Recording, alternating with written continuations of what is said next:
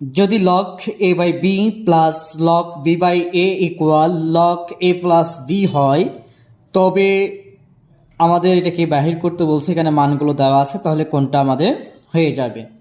তাহলে এখানে আমাদের বলা হয়েছে 45তম বিসিএস এই কোশ্চেনটা এসেছিল।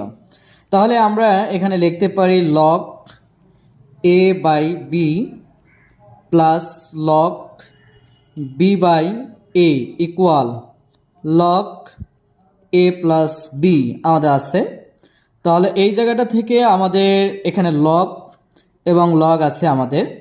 তাহলে এই জায়গা থেকে আমাদের log যদি আমরা কি নিই, কমন নেই, তাহলে আমাদের প্লাস হলে এটা কী হবে, কমন নিলে গুণ হয়ে যায়। a by b into b by পাওয়া যাবে আমাদের a ইকুয়াল log কি আসবে আমাদের a প্লাস b।